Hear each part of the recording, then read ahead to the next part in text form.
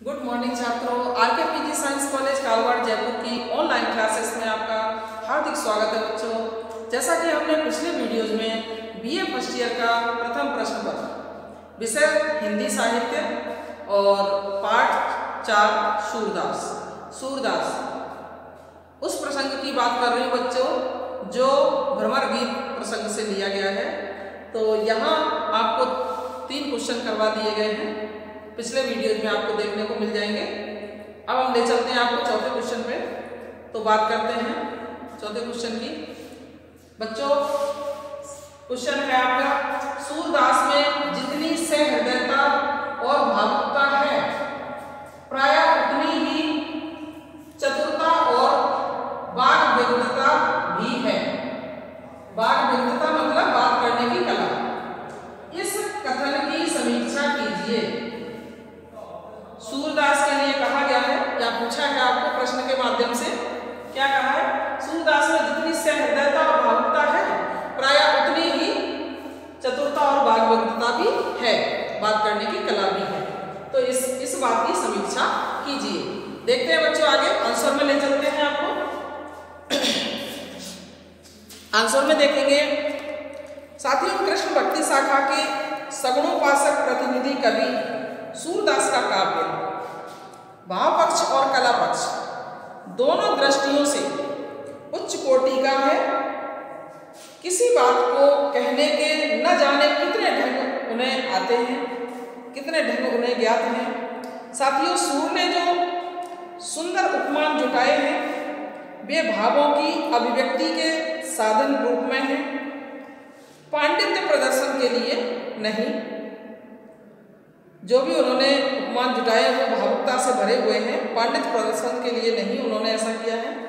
बच्चों, जैसा कथ्य वैसा भाव है, उसी के मेल में उपमान प्रस्तुत किए हैं।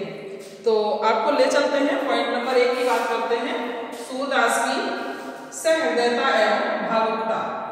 तो बच्चों देखेंगे इसमें आगे सूरदास की सहृदयता और भावुकता में किसी परिस्थिति में कोई क्या अनुभव करता है,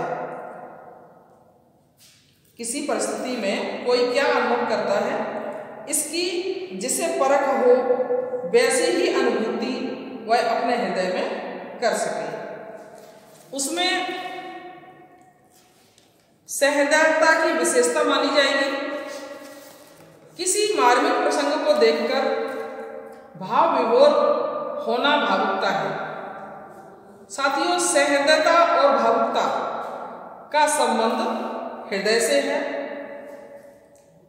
जिसके हृदय में भावुकता है और सहृदयता है वो ही इन चीजों को समझ सकता है। बच्चों, कवि के लिए सहृदयता तथा भावुकता अपेक्षित है। इसके बिना वह दूसरों को होने वाली अनुभूतियों का सही अनुमान नहीं लगा सकता और तब उसके वर्णन में हृदय को स्पर्श करने की विशेषता भी नहीं आ सकती। बच्चों, सूरदास भावुक और सहृदय कवि थे।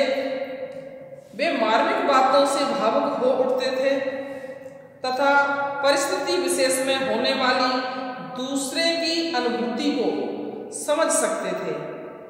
बच्चों, उसका सही अनुमान लगा सकते थे।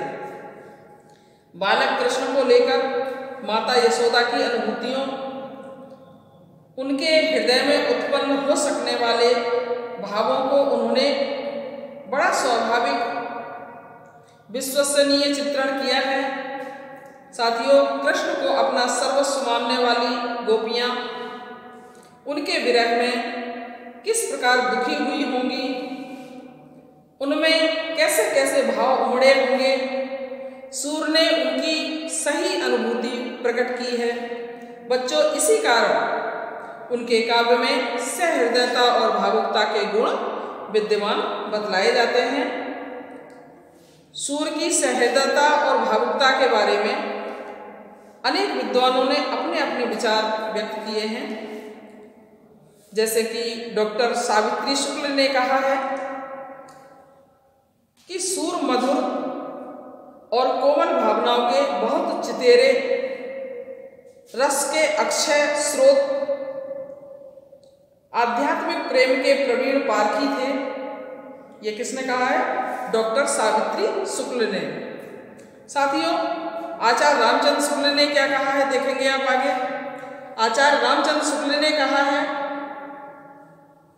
कि शैशव से लेकर किशोरावस्था के क्रम से लगे हुए न जाने कितने चित्र सूर के काव्य में मौजूद हैं।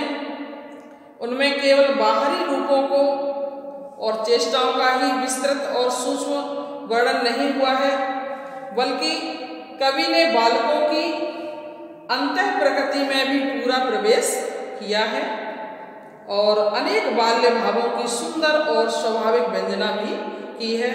साथियों, बालकों की अंतः प्रकृति में पूरा प्रवेश करने की बात कहकर शुक्ल जी ने सूर की सहृदयता को ही स्पष्ट कर दिया है।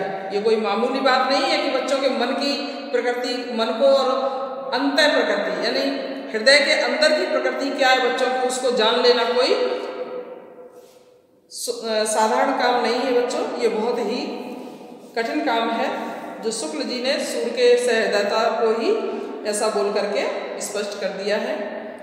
और क्या कहा? सूरदास ने बाल वृत्ति एवं किशोरावस्था के साथ ही वात्सल्य एवं श्रृंगार चित्रण में पूरी सहृदयता तथा भावुकता का परिचय दिया है। तो बच्चों, भ्रमर गीत में गोपियों के पास उद्धव का कृष्ण दूत बनकर जाने में उन्हें कितनी प्रसन्नता होती है। किसको प्रसन्नता होती है बच्चों? उद्धव को कृष्ण का दूत बनकर जाने में। इसका अनुभूतिमय वर्णन किया गया है। क्या कहा है यहाँ पे देखेंगे आप आगे। उद्धव पा लागो भले आए, तुम देखे जनु माधव देखे, तुम त्रय ताप न साए। कितनी बड़ी बात कही है गोपियों ने।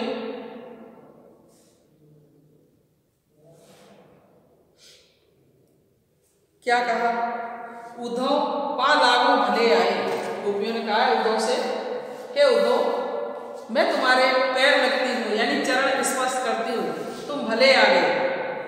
गोपियाँ व्यंग करती हैं, तुम भले आए, मैं तुम्हारे पैर छूती हूँ, तुम्हारे पैरों पड़ती हूँ।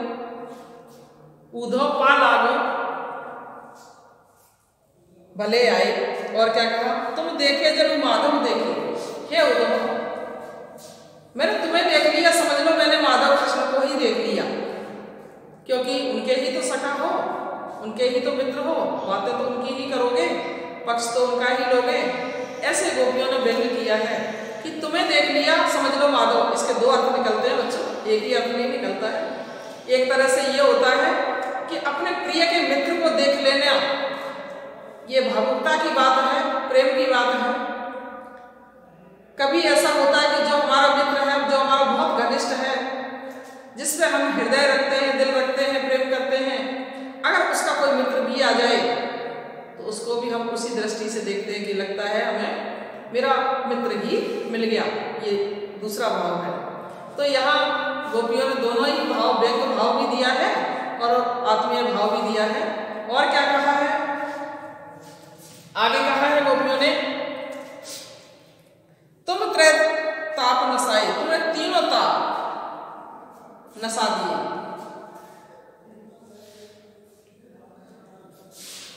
तो यहाँ पे गोपियां उद्धव से अपनी झुंझलाहट व्यक्त करती हैं कि हमने इतने संदेश भेजे कि उनसे कुएं भर जाते, कुएं में अगर वो संदेश डाले जाते तो कुआं भी भर जाता, किंतु कृष्ण ने कोई उत्तर देने का कष्ट नहीं किया। और क्या कहा गोपियों ने बच्चों देखेंगे, संदेशन मधुबन कूप भरे, अपने तो पठवत नहीं मोहन, हमरे फिर न फिरे। अपने तो पठवत नहीं मोहन, हमरे फिर न फिरे। साथियों, यहाँ का संदेशन मधुबन कूप भरे, मधुबन के कुएं संदेशों से भर गए हैं, इतने सारे संदेश भेज दिए हैं हमने। गोपियां कह भेजे हैं कि उन संदेशों को अगर डाला जाए तो कुआं भी भर जाए, और मधुबन के कुएं भी भर गए हैं। और क्या कहा, अपने तो पटवत नहीं मोहन, कृष्ण जो है अपना संदेश तो नहीं भेजते हैं, हमारे फिर न फिरे, और हमसे भी ऐसा बार बार नहीं होता है। साथियों, यहाँ गोपियाँ बहुत गुस्से में हैं, बहुत झुंझलाहट में हैं, इसलिए उन्होंने ऐसा बोला है। और आगे देखते हैं दूसरा पॉइंट, चतुरता और वाग्विद्वता। दूसरा पॉइंट है आपका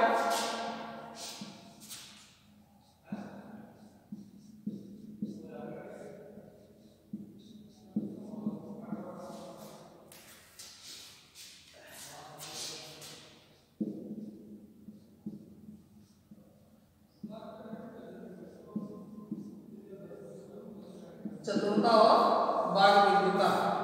दूसरा पॉइंट है, दूसरे पॉइंट पे ले चलते हैं बच्चों, बात करते हैं दूसरे पॉइंट की। साथियों, सूरदास में सहृदयता और भावुकता ही नहीं है, अपितु बात को व्यक्त करने की चतुरता और वाग्विद्वता भी है, बात करने की कला भी है।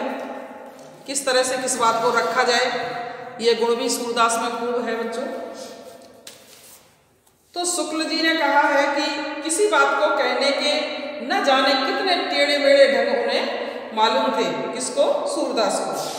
साथियों, गोपियों के वचन में कितनी विद्वता और वक्रता भरी है। सूरदास के बालक कृष्ण और ब्रज की गोपियां बात कहने में चतुर हैं, वे वाग्दग्ध हैं। वाग्वक्ता से तात्पर्य है बोलने का कौशल या बोलने की कला।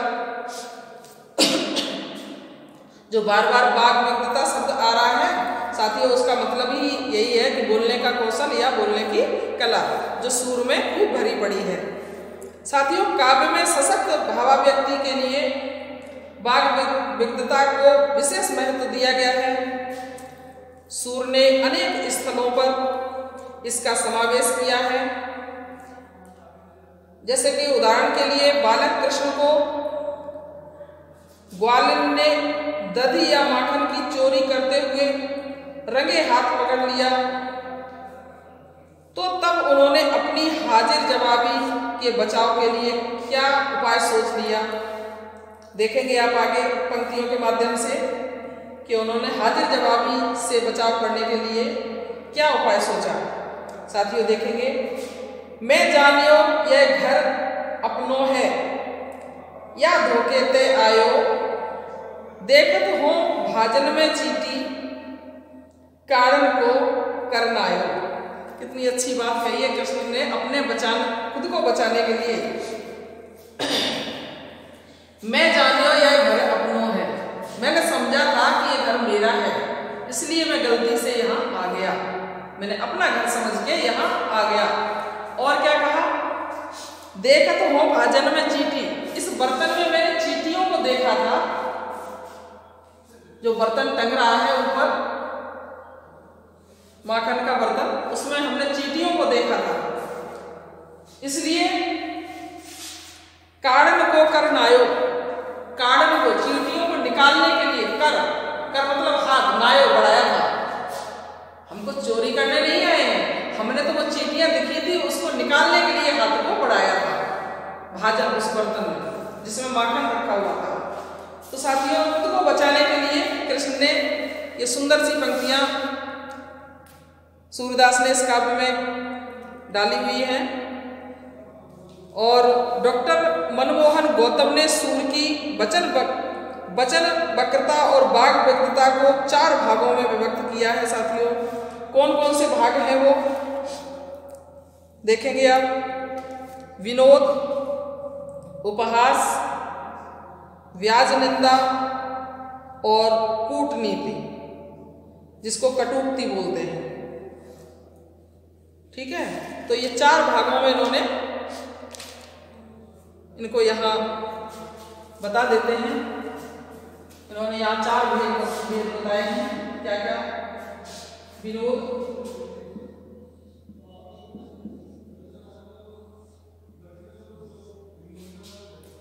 उपहास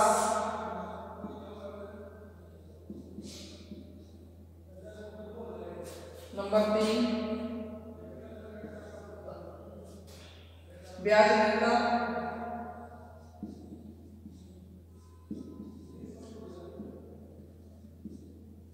नंबर 4 कटुक्ति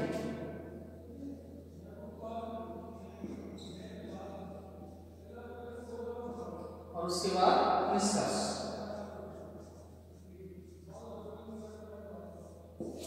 देखेंगे बच्चों आगे चतुरता और वाग्मित्रता में ये 4 भेद और बता दिए गए हैं। किसने ये भेद किए हैं?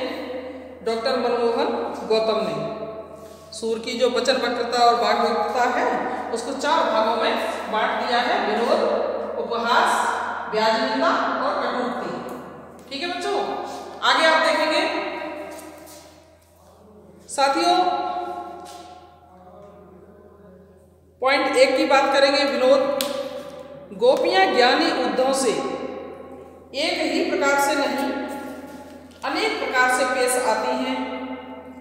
वे कभी उनका सम्मान करके अपनी बात मनवाना चाहती हैं तो कभी उनका उपहास भी करती हैं।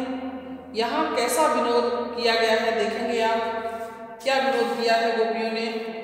उद्धव जोग विसर्जन जाओ, उद्धव जोग विसर्जन जाओ,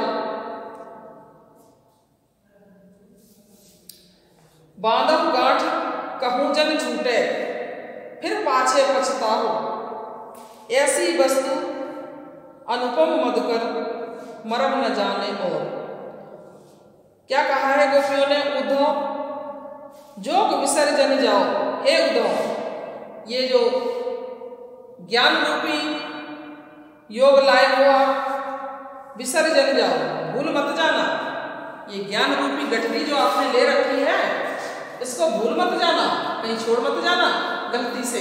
जो आपने ज्ञान की गठरी लेके आए हो इसको भूलना नहीं है। और क्या कहा? बांधव गांठ कहूं जन छूटे, ऐसी गांठ बांध लो इसकी जो आपने यहाँ आके खोली थी इसको वापस बांध लो। ऐसी गांठ बांध लो कि ये और कहीं नहीं छूटे। दोबारा से ये ज्ञान अपना है ना, किसी को और को मत देना। जिनके मन चंचल हो उनको देना। हमारा मन तो कृष्ण पहले से ही ले जा चुके हैं। हे उद्धव अपने ज्ञान की गठरी को पुनः बांध लो और ऐसी टाइट बांधना ताकि वो कहीं और नहीं छूटे। फिर पाछे पछताओ, ताकि तुम्हें बाद में पछताना नहीं पड़े। गोपियों ने बहुत ही उनका व्यंग उपहास किया है, मजाक किया है उद्धव के साथ। फिर पाछे पछताओ, कहीं बाद में आपको पछताना नहीं पड़े, इसलिए ये ज्ञान की गठरी जो आप लाए हो इसको अच्छे से बांध लो। और क्या कहा? ऐसी वस्तु अनुपम मधुकर मरम न जाने। और ये आपकी ज्ञान की जो गठरी है ना, ये एक ऐसी अनुपम वस्तु है जिसका कोई दूसरा मरम नहीं जान सकता। जो आपको ही पता है कि ज्ञान की गठरी में क्या क्या भरा है, किसी दूसरे को इससे कोई मतलब ही नहीं, दूसरा कोई समझ भी नहीं पाएगा। इसलिए इस ज्ञान की गठरी को जो अनुपम है आपके लिए उसको बांध लो ताकि आपको पछताना नहीं पड़े। साथियों गोपियों ने खूब मजाक किया है। अब हम बात करते हैं पॉइंट नंबर 2 की, उपहास। दूसरा पॉइंट है उपहास। कभी गोपियां खुले रूप में, कभी चतुरता पूर्वक उद्धव का मजाक उड़ाती हैं, उपहास करती हैं। क्या करती हैं देखेंगे आप आगे। आए जोग सिखावन पांडे, परमार्थी पुरानंद लादे, जो बनजारे टाटे।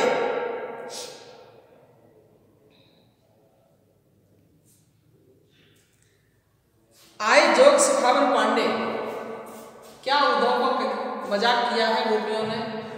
कितना बुरी तरह से उनको बुरा लगा होगा बच्चों। उपहास किया है गोपियों ने। आए योग सिखावन पांडे, ये पंडित आए हैं हमें ज्ञान रूपी योग सिखाने, ऐसा कहा है उद्धव के लिए गोपियों ने। गोपियां बड़ी चतुर थी, बहुत चालाक थी, क्योंकि उनके प्रेम पर किसी भी प्रकार का प्रभाव नहीं पड़ता था, चाहे ज्ञान हो कुछ भी। तो आए जोग सिखावन पांडे, ये पंडित आए हमें योग सिखाने। और क्या कहा, परमारथी पुराणन लादे, परमार्थी कहा गया उपकार करने वाले को, ये आए उपकार करने वाले, पुराणन लादे, पुराणों की गठरी लाद कर लाए हैं मेरे लिए, सारे पुराण लेके आए हैं, पूरा ज्ञान लेके आए हैं जो मुझे देना चाहते हैं। और क्या कहा, जो बंजारे टाटे, जो बंजारे ना अपने जगह से एक जगह से जाते हैं नहीं दूसरी जगह, तो सारे अपने सामान लाद लेते हैं, सारे टाटे यानी अपना पंडाल उखाड़ उड़ के सारा लाद लेते हैं, जो दिखता है लोगों को ये एक जगह से दूसरी जगह जा रहे हैं। तो ऐसे ही उनका उपहास उड़ाया है कि ये भी अपने ज्ञान के पूरे टाटे लाद कर लाए हैं, पुराण सारे लाद कर लाए हैं जो मुझे ज्ञान देने आए हैं। ऐसा उपहास किया है किसने, गोपियों ने। साथियों, गोपियों ने उद्धव की वो दशा कर दी कि उद्धव बेचारे निरुत्तर चुप हो गए, उन्हें कोई जवाब ही नहीं आया। गोपियां बड़ी चालाक थी, उन्होंने अपनी बात के कौशल से, वाग्वक्रता से, जो उद्धव की सूरदास की जो गोपियां थी बहुत ही चालाक और चतुर थी। और क्या कहा बच्चों, आगे देखेंगे आप तीसरा पॉइंट। तीसरा पॉइंट है ब्याज निंदा। ब्याज की निंदा किस प्रकार की है, बुराई किस प्रकार की है, देखेंगे आप आगे।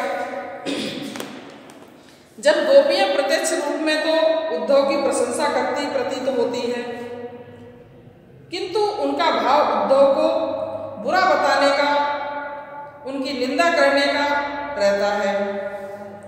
समझ रहे हो ना आप, गोपियां जो उद्धव की प्रशंसा करती हैं, आपको लगता है वो प्रशंसा कर रही हैं, लेकिन ऐसा है नहीं। गोपियों का भाव यह है कि उद्धव को बुरा बताऊं और उनकी निंदा करूं, बुराई करूं। साथियों, गोपियों के वे कथन व्याज निंदा कहे जाएंगे जो उन्होंने गोपियों उद्धव के लिए इन पंक्तियों में कृष्ण, उद्धव और कुब्जा तीनों की निंदा की गई है। पंक्तियां आगे हैं, देखेंगे आप, बहुत शानदार पंक्तियां हैं जहां पर गोपियों ने उद्धव की, कृष्ण की और कुब्जा जो दासी थी मथुरा में उसकी, तीनों की खूब निंदा की है। क्या कहा है, गुण अनुरूप समान भेजता, मिले द्वादश वाणी, मधुवन देश कान कुब्जा संग, बनी सूर पटरानी। ओहो, क्या बात है, क्या कहा गोपियों ने, देखेंगे आप। गुण अनुरूप समान भेजता, कृष्ण के अनुरूप ही तो उद्धव के गुण हैं। समान भेजता, समान वेशभूषा है, जैसे कृष्ण पहनते हैं वैसे ही उद्धव बने ठने पहने हुए हैं। और क्या कहा इसके आगे, मिले द्वादश वाणी,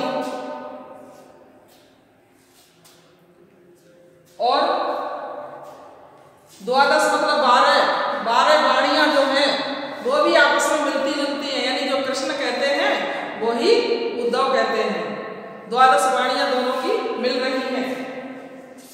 और आगे क्या कहा है बच्चों, मधुवन देश कान कुब्जा संग, मधुवन मथुरा को मधुवन बताया, मधुवन देश में कान कन्हैया कुब्जा संग, कुब्जा दासी के साथ बड़े आरोप लगा रही है, आरोप प्रत्यारोप लगा रही हैं। गोपियां क्या कहती हैं, मधुवन देश कान कुब्जा संग, मधुवन देश में, मथुरा देश में कन्हैया कुब्जा दासी के संग, बनी सूर पटरानी। सूरदास जी कहते हैं कि गोपियां कह रही हैं, सूरदास जी कहते हैं कि गोपियां कह रही हैं कि जो दासी थी वो कृष्ण के साथ वहां पटरानी बन रही है मथुरा में, जो मेरे कृष्ण को मुझ तक नहीं आने देती है। ऐसा गोपियों ने ब्याज निंदा की है, किसकी,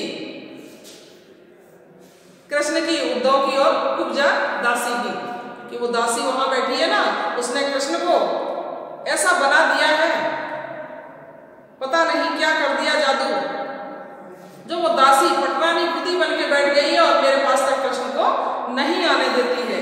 ऐसा गोपियों ने बहुत ही बुरा भला आरोप लगाया है। और क्या कहा है, देखेंगे आप आगे।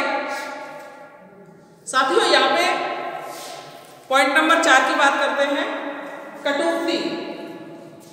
कटुक्ति में क्या कहा है देखेंगे आप आगे। बच्चों, जब सामने वाले या विपक्षी से व्यक्ति बहुत परेशान हो जाता है और अनुनय विनय करके भी उसे नहीं मना पाता, तो वह खरी खरी भी कटु उक्ति भी बोलना शुरू कर देता है, कठोर शब्द भी बोलना शुरू कर देता है। कभी आपने देखा होगा, जब सामने वाले से हम जो विपक्षी है उससे परेशान हो जाता है कोई व्यक्ति, अनुनय विनय कर लेता है लेकिन वो उसकी बात को नहीं समझता है, तब भी वह खरी खोटी सुनाने के मूड में बोलना शुरू कर देता है। क्या कहता है, गोपियों ने उद्धव से पालागो कहा और हर तरह से उन्हें समझाया भी, फिर भी जब उद्धव ज्ञान और योग का मार्ग अपनाने की रट लगा रहे थे तो गोपियों ने उनसे यहाँ तक कह दिया। पालागो का मतलब जानते हो, एक तो मजाक तौर पे भी हम पालागो बोल देते हैं, भाई तुम्हारे हाथ जोड़ो तुम्हारे पैर पड़ो, और एक मान सम्मान देते हैं तब भी पालागो बोलते हैं। पालागो मतलब चरण स्पर्श, गांव की भाषा में, ब्रज की भाषा में पालागो। तो साथियों, यहाँ गोपियों ने उद्धव से पालागो कहा और हर तरह से भी उन्हें समझाया, लेकिन फिर भी जब उद्धव ज्ञान और योग का मार्ग अपनाने की रट लगाए रखे तो गोपियों ने यहाँ तक कह दिया। क्या कहा देखेंगे आप आगे। गोपियों ने कहा, याते जाहु दुरहु आगे ते, देखत आंख बसत है मेरी, देखत आंख बरत है मेरी, ते तो तेसई दो बने हैं, ते तो तैसई दो बने हैं, वे अहीर व कंस की चेरी। बड़ी बात कही है गोपियों ने, बहुत ही कटुक्ति के माध्यम से बहुत ही शानदार पंक्तियां हैं बच्चों, देखेंगे। याते जाओ दुरहु आगे ते, यहां से तुम चले जाओ। उद्धव से क्या कहा, यहां से चले जाओ, दुरहु आगे से छिप जाना, यहां मत आना कभी भी, यहां से जाओ, यहां से तुम चले जाओ। और क्या कहा, देखत आंख बरत है मेरी, हे उद्धव तुम्हें देख करके मेरी आंखें जलती हैं, मेरी आंखें तुम्हें पसंद नहीं कर रही हैं, क्योंकि तुम ज्ञान योग की बात करके रह गए हो और हमारा पीछा नहीं छोड़ रहे हो, इसलिए यहां से जाओ तुम, क्योंकि मेरी आंखें अब तुम्हें देखना पसंद नहीं कर रही हैं, चले जाओ यहां से। और क्या कहा, ते तो तेसई दो बने हो, जैसे तुम हो वैसे ही वो दोनों भी हैं। कौन, कृष्ण और कंस की दासी हो। कौन, कंस की दासी कौन थी, कुब्जा। क्या कहा उन्होंने, बे अहीर वह कंस की चेरी। अहीर कहा गया है, यादवों को अहीर कहा जाता है, जिनके यहाँ दूध छाछ दही मक्खन होता है। और कृष्ण जो थे वो यदुवंशी थे, नंद बाबा के पुत्र थे। तो साथियों, कृष्ण को यहाँ अहीर कहा गया है। वे अहीर वे कंस की चेरी, वो तो कंस की दासी है कुब्जा, और वे अहीर कौन, कृष्ण। और तुम सब एक जैसे हो, इसलिए यहां से जाओ, मेरी आंखें तुम्हें देख करके जलती हैं। और क्या कहा आगे देखेंगे आप, उद्धव तुम अपना जतन करो, हे उद्धव तुम अपना यत्न करो, कितकी कहत को हितकी लागे, हितकी कहत को हितकी लागे, किन बेकाज रहो। हे उद्धव तुम तो अपना इंतजाम कर लो, तुम अपने बारे में सोचो, तुम हमें तो ज्ञान दो ही मत। गोपियों ने बहुत झुंझला के कटुक्ति की है, उद्धव से कहा है तुम अपने हित की बात सोचो उद्धव, मुझसे अपने इस तरह की बातें मत करो, क्योंकि हित की कहत को हित की लागे, मैं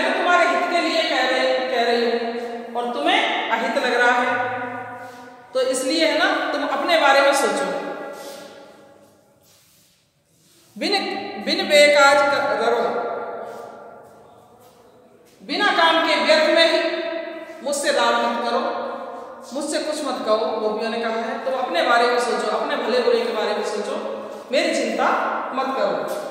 और क्या कहा साथियों, देखेंगे आगे। गोपियां कभी कहती हैं कि हम विवश हैं, हमारे पास एक ही मन है, वह कृष्ण के साथ चला गया है। और कभी कहती हैं कि निर्गुण किस देश का वासी है, किस देश का निवासी है, कहाँ का रहने वाला है, उसकी कोई पहचान भी तो बताओ। निर्गुण कौन देश को वासी, ये पंक्तियां आपको समझा दी गई हैं। मधुकर हंस समझाए सोह दे, बूझत साच न हंसी। मधुकर को, उद्धव को कसम दे दे के गोपियां पूछती हैं, अरे मेरा प्रियतम कृष्ण जो मथुरा गया हुआ है वो तो मुझे पता है, लेकिन तुम्हारा निर्गुण ब्रह्म कौन से देश का वासी है, क्या खाता है, क्या पीता है, क्या तुम उसके माँ बाप का नाम है, क्या भाई है, कौन सा घर है, अरे बताओ तो सही अपने निर्गुण ब्रह्म के बारे में। गोपियों ने बहुत उद्धव को कटाक्ष की है, बहुत बुरा भला कहा है। और क्या कहा है कटुक्ति के। गोपियां कहती हैं कि मेरा प्रिय कृष्ण जो मेरा प्रियतम है, उसका तो मैं नाम, गांव, उसके बाबा दादा सबका नाम बता सकती हूँ, लेकिन तुम्हारा जो निर्गुण ब्रह्म है वो किस देश का निवासी है, कहाँ का रहने वाला है, बताओ मुझे। कसम दे के पूछती है, मुझे झूठ मत बोलना, मुझे सच सच बताना कि तुम्हारा निर्गुण ब्रह्म कहाँ का रहने वाला है। गोपियों ने बहुत उद्धव से कहा है। और क्या कहा बच्चों, देखेंगे आप निष्कर्ष में। साथियों संक्षेप में कहा है कि सूर्य के काव्य के अनुशीलन से उनकी सहृदयता, भावुकता, चतुरता और वाग्दग्धता का पूरा परिचय मिलता है। वाग्दग्धता में साथियों उन्हें सच्चे कवि का हृदय प्राप्त था और अपने भाव अनुभूति को कहने के उनके पास टेढ़े मेढ़े कितने ही ढंग थे। साथियों उनका काव्य उनकी भाव प्रेरित वक्रता के कारण पाठक के हृदय को रसमग्न कर देता है, इसलिए इनको रस सम्राट भी कहा गया है। साथियों यहाँ उद्धव ने सिद्ध कर दिया है, सूरदास ने सिद्ध कर दिया है कि सहृदयता और भावुकता, चतुरता और वाग्दग्धता, इन सभी में सूर्य का श्रेष्ठ स्थान रहा है और बहुत ही इन्होंने महत्वपूर्ण परिचय दिया है इन सभी चीज़ों का। तो साथियों ये प्रश्न जो है आपका यही समाप्त होता है। अब हम चलते हैं आगे, देखेंगे बच्चों।